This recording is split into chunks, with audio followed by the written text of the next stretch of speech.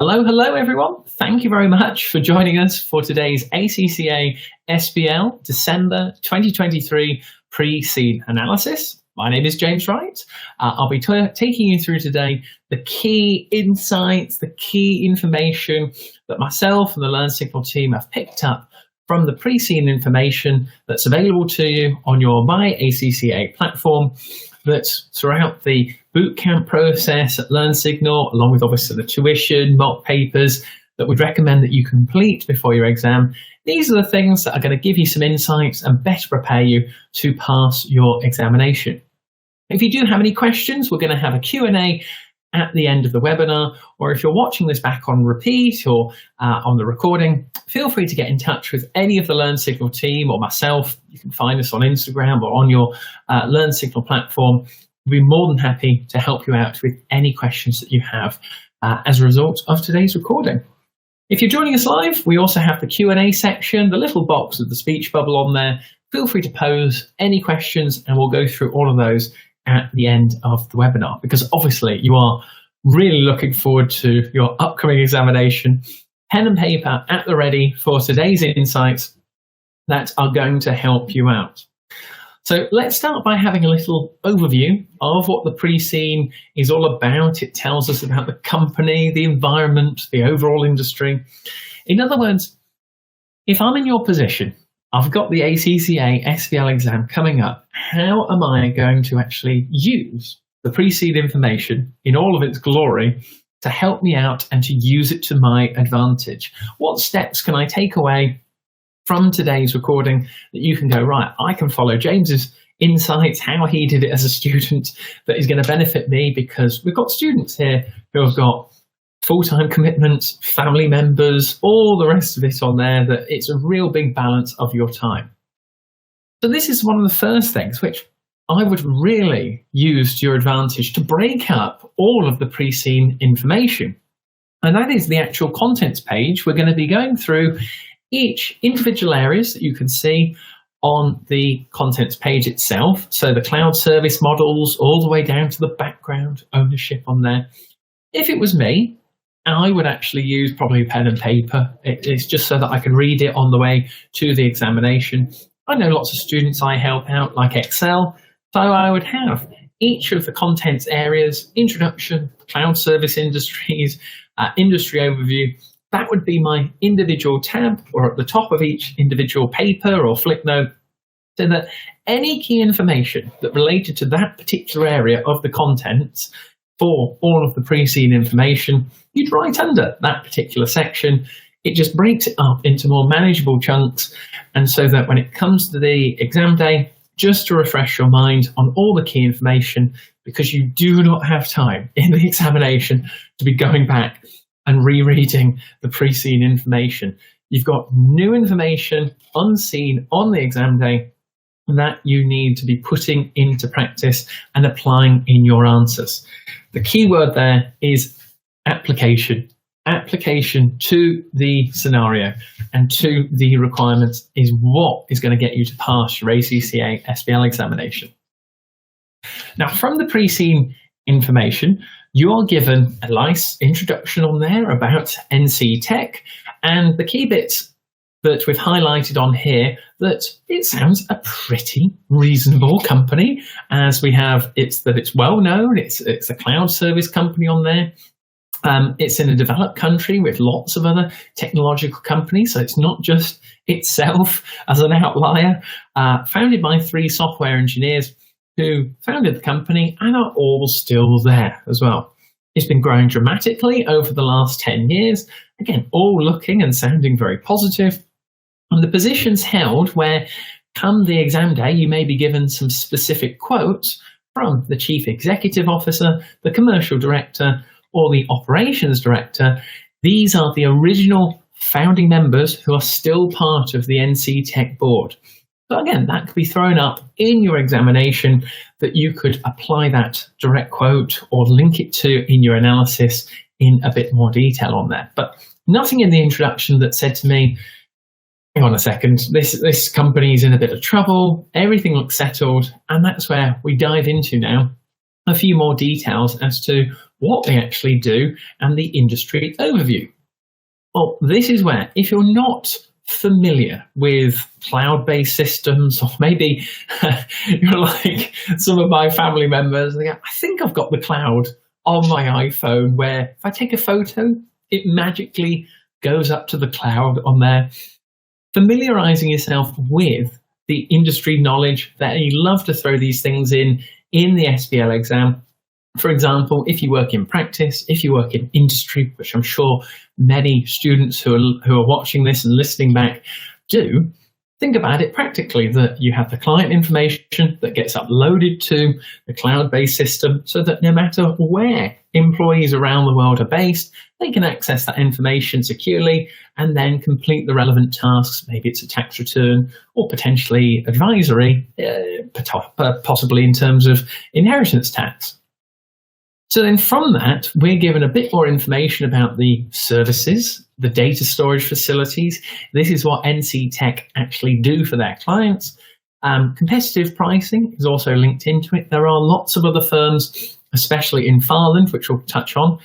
And the cloud-based service industry itself in Farland has been established for more than a decade, more than 10 years, and continues to grow. So it has demand in the market amongst small and medium-sized enterprises, as well as individual professionals. So there is scope for more growth for NCTech. It's not a new industry that's just up and coming and they've jumped on the bandwagon a bit earlier compared to other people. No, they're settled, they've got the foundations in place, and these are things that you need to build into your answer in the SBL examination. We're then given a nice comparison between Farland, where NCTech is actually based and operating, versus, as ever, we're in a more global market as ever, no matter what industry you're in, the global key statistics for cloud services for 2002.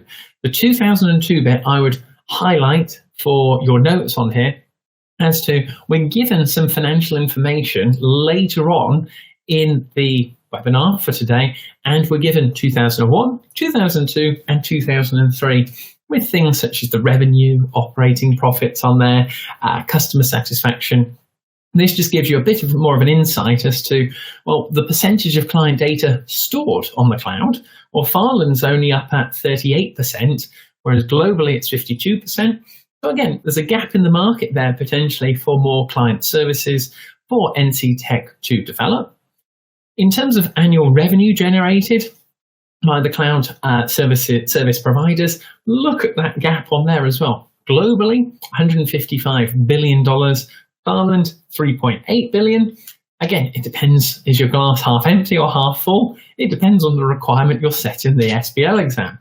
One could argue, hey, that's a fantastic opportunity for Farland to operate more globally and to take some market share. Or the contrary is that we have the global market could come into Farland and reduce that slice of the pie that NCTech has on there. And you can see that when we get down to the top 10 cloud service companies' share of the market. So it's just one of those that you've always got to get your head around, to think about it in your head. The top 10, picture the 10 buildings, whatever works best for you, cloud service companies, all in a row, all 10 of them. Well, globally, that only takes up just 74%. So 26% are all smaller firms that are on the periphery, but 74% of the market share relates to those 10 firms. However, in Farland, it's 85%. So it's more dominated by 10 companies overall, with only 15% taking up the rest of the market. So in other words, more dominant firms operate in Farland. We could have an oligopoly situation, mergers and acquisitions. I'd also get down in your notes that could be linked into where you could refer to those details there.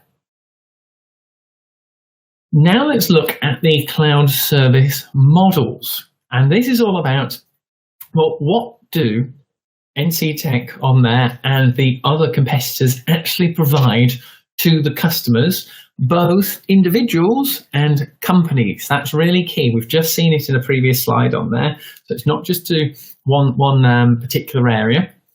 And this is where you've got the acronyms on here, where you could use those in the exam. The marker will know what you're referring to. So IAS or PASS or SAS on there. But the key ones for you to get down, as we've highlighted in capitals so that you can get it down in your notes, is infrastructure, platform and software on there. But just break it down, and the ranking is really key here for the 3 different service models. So ranked third, and this is all in terms of the complexity of the actual service provided. So the infrastructure as a service, the IaaS, is very basic. It's in-house expertise, installing and running the software applications. And that for me is ranked third in terms of complexity and value added to the clients, the individuals or the companies on there. Then we move from IaaS down to PaaS, which is the second service model, to the platform as a service, which has all the services provided of IaaS, and in addition to that, it offers communication software. So it's just a little bit more. IaaS is the third ranked, PaaS is the second ranked. It offers a tiny bit more, which we'll see a breakdown in a future slide. And then finally, for your notes on here, is the top number 1 ranked on there, software as a service.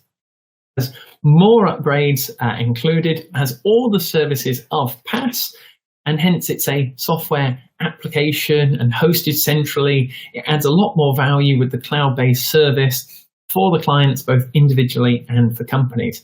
So ranked number 1, SaaS, then it's ranked number 2, PaaS, and then lastly, IaaS is number 3 on there. We'll come on to as well in a future slide which of those that the NCTech actually provide itself. But for your notes on here, it is the IaaS, the infrastructure as a service. We'll see it again later on.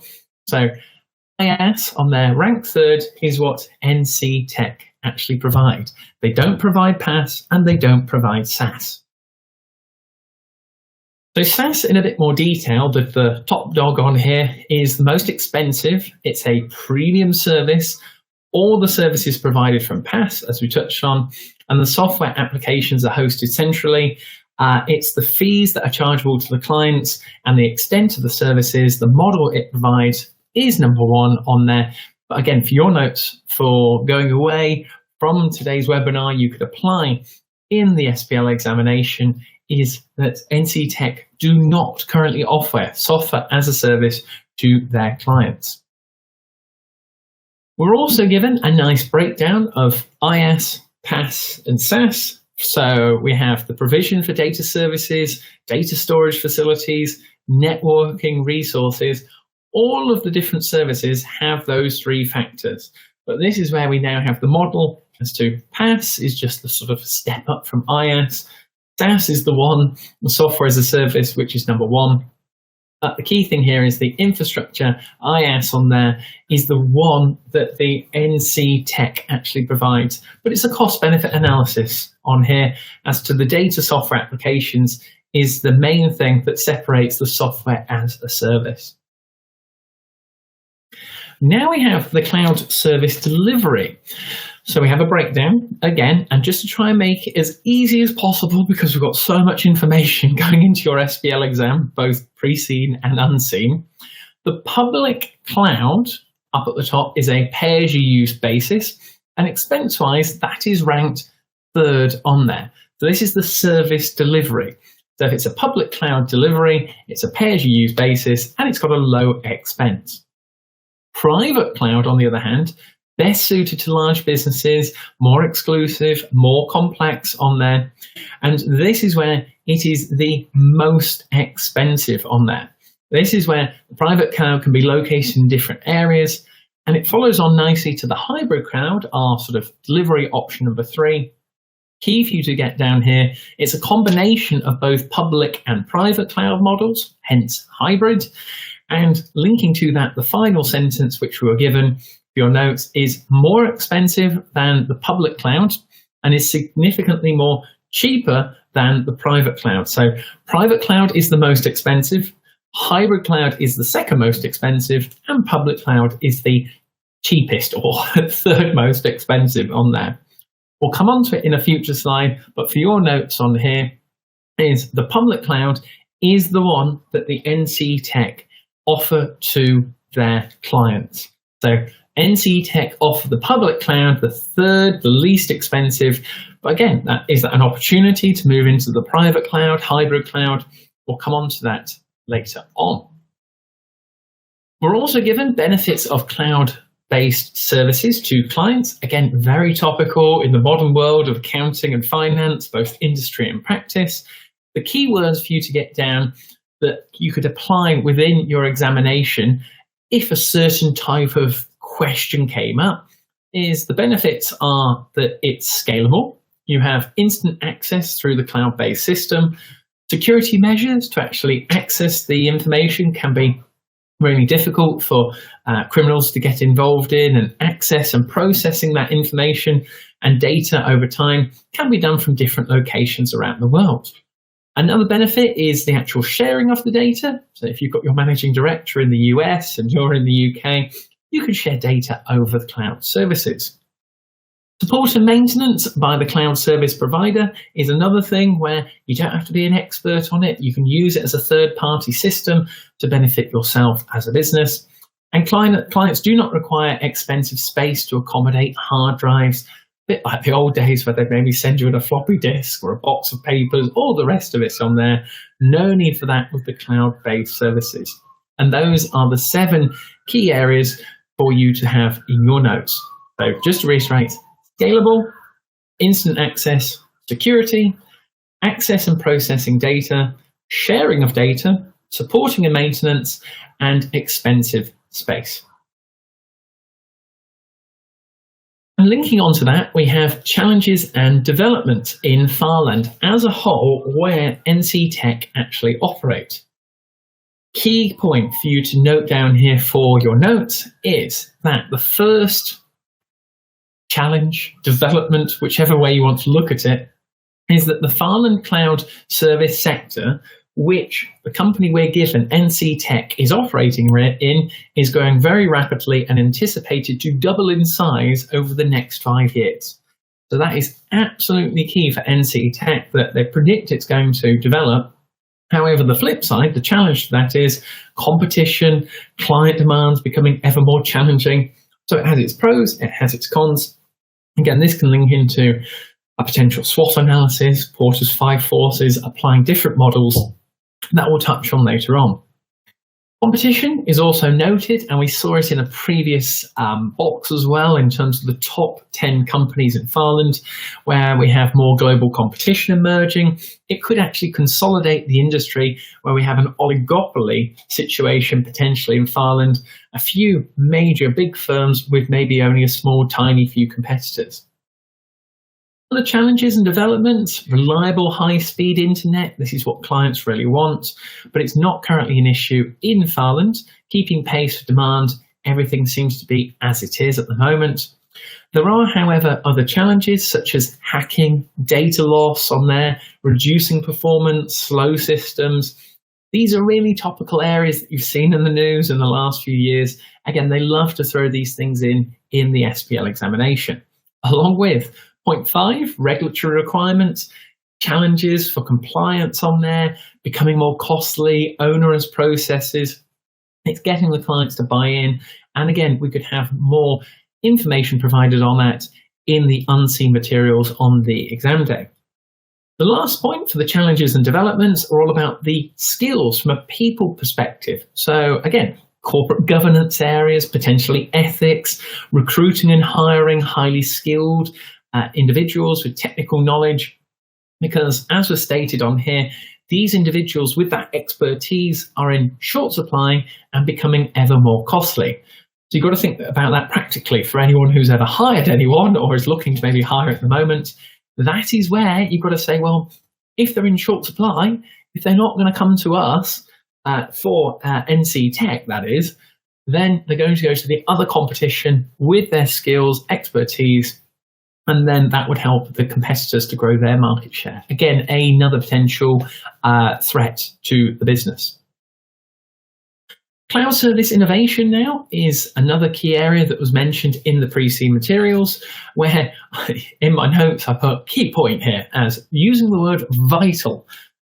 So let's just walk and talk this through. As to the following areas of technological development have been identified as vital to the future success of all cloud service businesses that provide SaaS service models within Farland, the cloud service industry.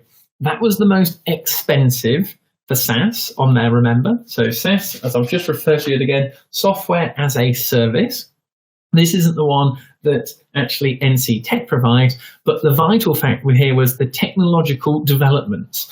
So I'm thinking there, on the exam day, maybe there's going to be a gap in the differences of technological developments that NCTech are looking to implement, and they've actually touched on it here to say that is vital, especially with that 5-year predictive growth.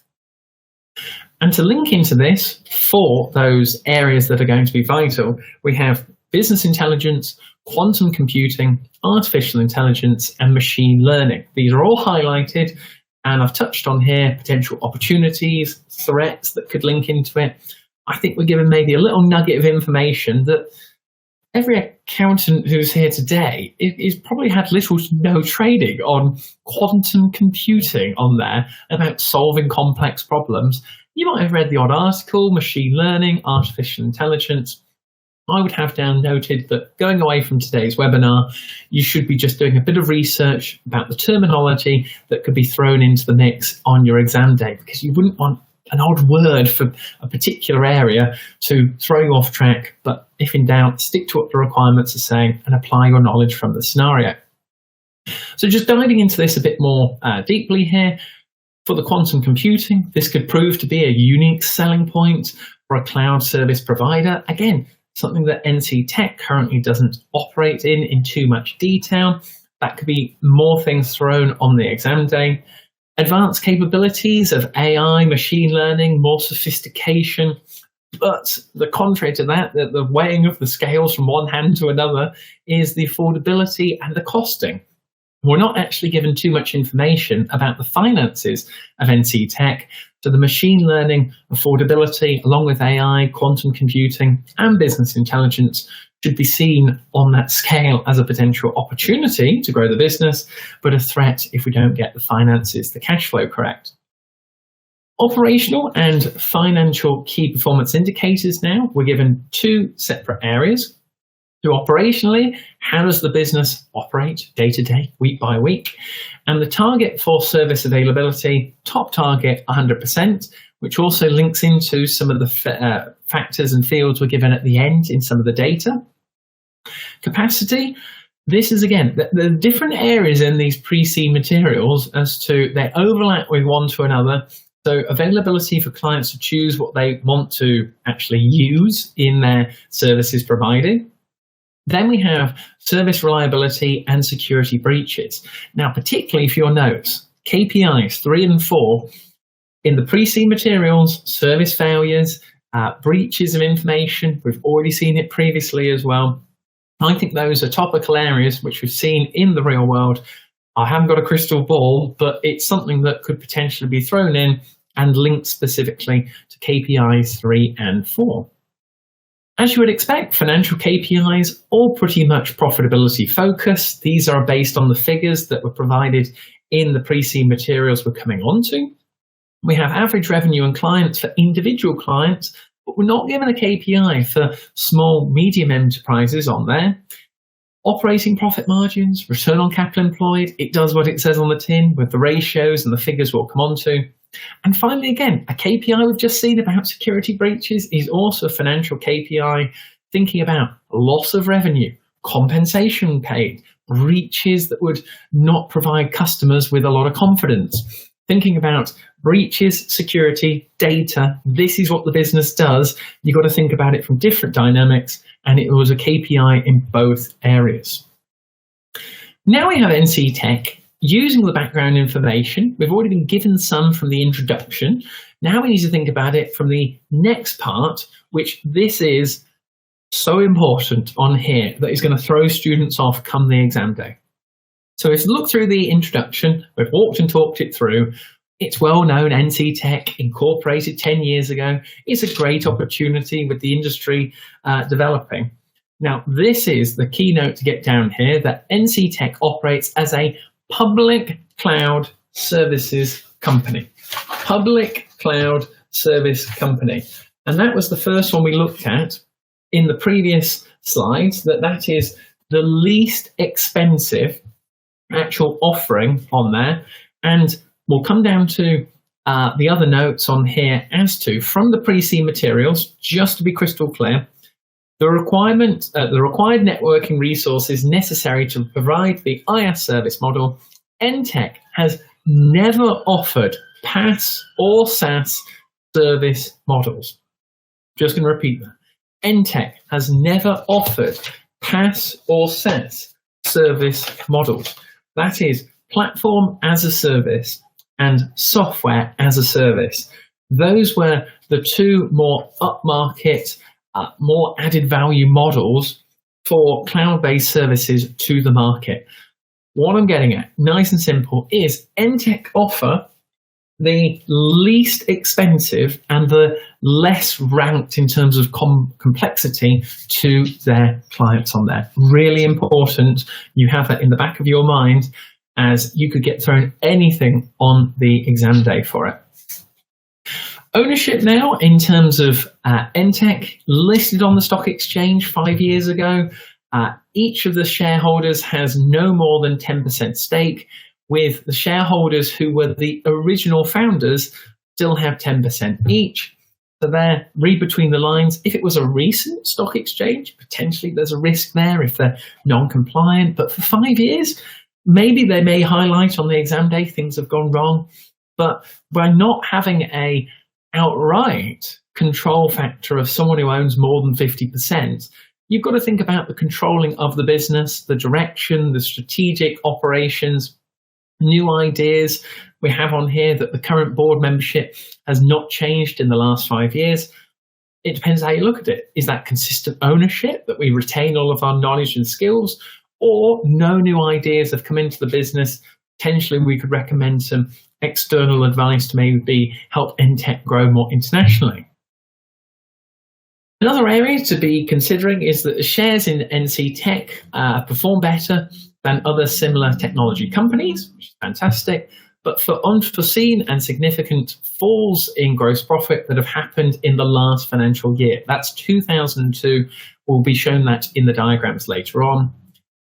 Lastly, we have, without any direction or significant interference, links into potential strategic problems here, and models could be thrown in terms of what you could link to the ownership.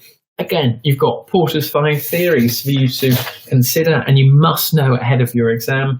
Mendelow's matrix, another one, Ansos's matrix, could all link into points discussed here in the ownership. But again, they're not going to tell you from any Preseen information what particular model it is. And please don't expect on the exam day, unless you're very, very, very, very lucky, that they say, use Pestle, use SWOT, use Poppet, use Taro on there. It's a case of they'll be embedded with the exam day information. You have to analyze the scenario and apply the relevant model. And the mission statement and the vision statement are areas you could actually quote directly on there. So vision that you can see on that we're referring to now here is, let me just be crystal clear. So the NCTech corporate vision is to be one of the leading cloud service providers in Farland. Okay, and linking on from the vision to the mission of NCTech is to become a world-class cloud service company. Now, I'm not going to get into the Messi-Ronaldo debate of there. I'm a Leicester City fan. Jamie Vardy is world-class. But when we're defining world-class on here, I would expect a company that is world-class to be providing all of the top-notch services, as we've touched on. So that is the PaaS, the SaaS on there for it, and also the private cloud accounting delivery. That was the most expensive, the most exclusive for the large companies, also linking into a hybrid cloud actual service delivery, none of which NCTech provide. So it links into, well, from those mission statements about operational excellence, the brand, sustainable relationships, there's no real definitions. It's not defining the terms very well. There's no expectation set, and it's very hard to actually measure. But again, just to reiterate, platform as a service, PaaS, software as a service, SaaS, not provided by NCTech. This is fundamental knowledge that you have to be aware of from the pre-seed materials that is definitely going to throw off some students for their SBL exam. Coming on to the values, energy, excellence, excitement. Ethics is the real one at the bottom that could relate into a corporate governance or ethical requirement. Do not be afraid to quote these values in your answer. If whatever you provided on the exam day or a requirement that links into one of those areas, use it as a are NCTech achieving this value or not achieving the value on there? And then apply your SBL knowledge as a result. On to the board structure now, and this is just so that you're crystal clear as to the non-executive directors, the executive directors, what sort of balance have we got as a result, and highlighting the founders, the chief executive officer, the operations director and commercial director. You could quite easily get thrown in your SBL exam a direct quote from one of these particular board members on there, and you've got to identify, is it a founding member, is it not?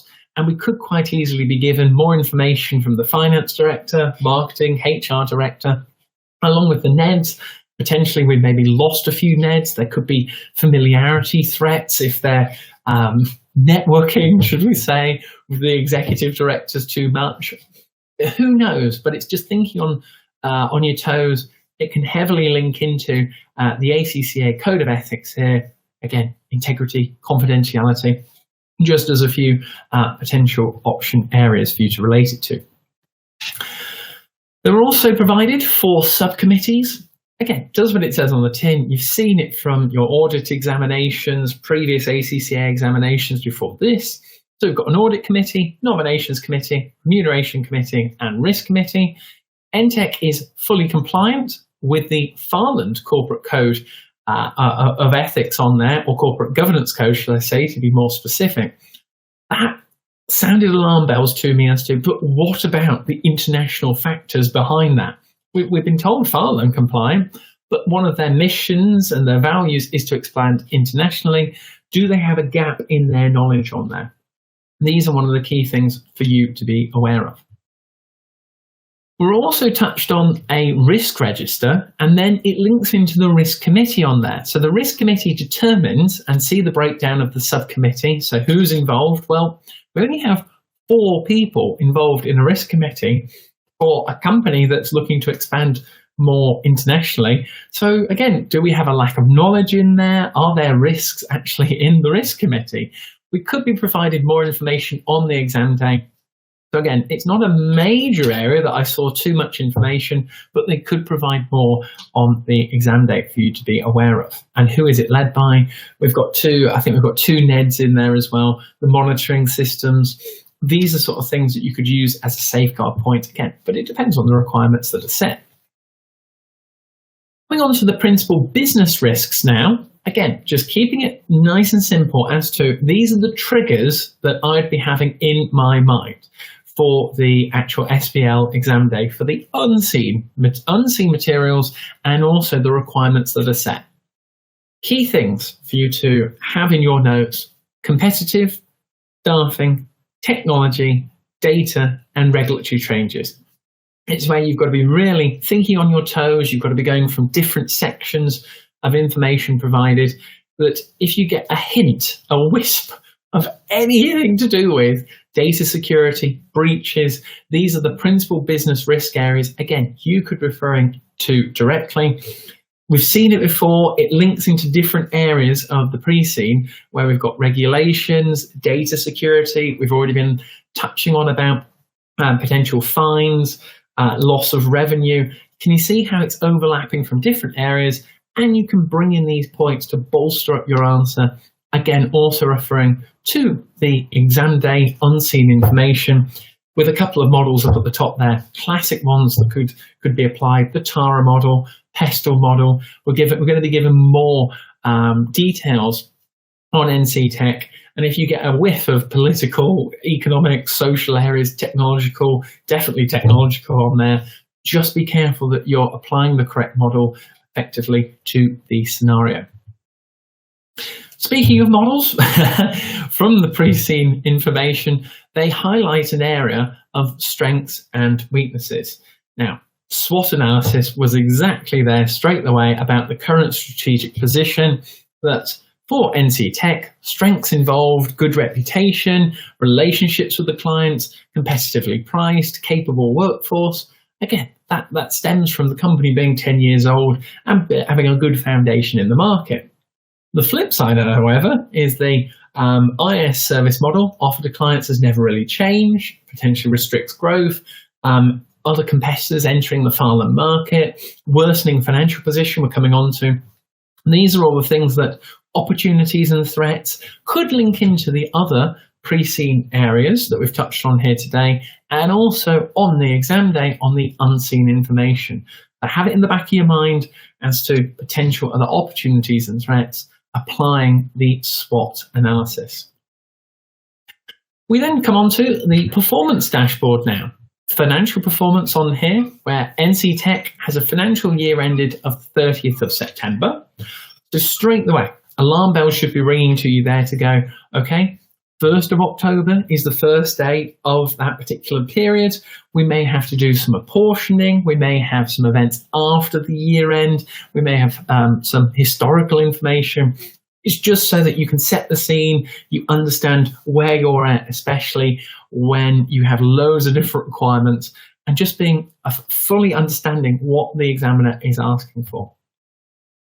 And then from the actual information that we see on here, which again is a bit more tricky as we haven't got the titles, which is a bit iffy on here, but I know which ones they refer to, is that from the information we have, this is the key bit, that revenue has increased, okay, from 2001 to 2002 on here.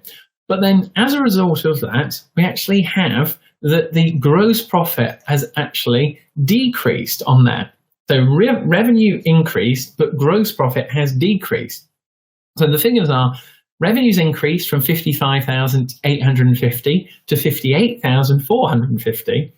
However, from that, we actually have that gross profit margin has gone down from 49.6% to 48.6%. So key bit for your notes is that the cost of sales has clearly skyrocketed for some reason. We're not provided with the all ins and outs of this. So it's definitely something for you to consider on the exam day, or something you could throw in as another good point on that.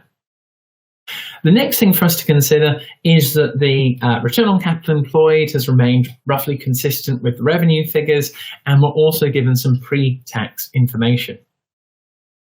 This is where the profit before tax margins, again, we were given the figures, the profit before tax, we're given the figures for the revenue.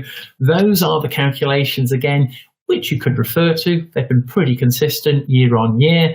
So even with that cost of sales increasing in 2002, it's still not had an impact on the bottom line of the profit before tax margin. Remain consistent about 5%, but hey ho, we may be given that information from competitors. You may have to calculate it on the exam day, but hey, you can do it beforehand. Operational performance now, in terms of the KPIs. Again, we're given areas such as the operational KPI, a target one, that the target was 100%, and 2001, 2002, 2003, they're all just floating around 95, 96%. There is a small little gap there, so they are technically below the target. You could also link that we have a drop in the service reliability and breaches. This is the thing that what has caused that drop in 2002. It's gone from 2001, a satisfaction rate of 87%, then down to 2002, a satisfaction of 79%. That's a significant drop. But bear in mind, that is when the cost of sales went sky high. So something has happened there, and this is the cheapest and least complex service. So we can see that from the information we're provided, the market share that we're given has dropped from 4.5%, then down to 3.4%, then down to 3.2%. So the Farland IAS market share is dropping and dropping and dropping. Again, that's screaming out, what are we going to do about it? This is where our competitors coming into the market, taking away the market share, and as a result, we need to adapt from there. It links into the operational KPIs, service reliability, breaches on there. Key takeaway from today is the pre-seen materials don't just say it by here's one bit, here's another bit, here's another bit. They overlap and go into different areas that you really need to be thinking on your feet. And it's worth actually noting that come the exam day, your pre-seen materials are just going to be completely black and white on there. No notes that you can see on the screen, no notes you can bring in on the day. And that's why it's super important for you to be familiar with the figures, with the points that we've touched on today. Whew. And that, ladies and gentlemen, takes us through all of the key findings from the pre-seen information that we were given. Thank you very much for listening. If you've got your phone on you at the moment, maybe you're watching the webinar on repeat, there is a QR code on the screen where you can actually see the ACCA SBL pre-seen content on Learnsignal. So scan that QR code, it's going to take you directly onto there. Again, as ever, thank you so much to the Learnsignal team for the opportunity to come along, share my experience on here. Keep in touch with myself and the Learnsignal team. If you've got your phone on you, you can find me on Instagram, just put in James Wright, find Learnsignal on there. All of our collaborations we share together, along with we've done some YouTube recordings. Check us out on there. They're definitely going to help you out to pass your upcoming SBL exam, and come along to one of our ACCA fortnightly webinars that are definitely going to help you to pass, where you can learn from other students to support one another.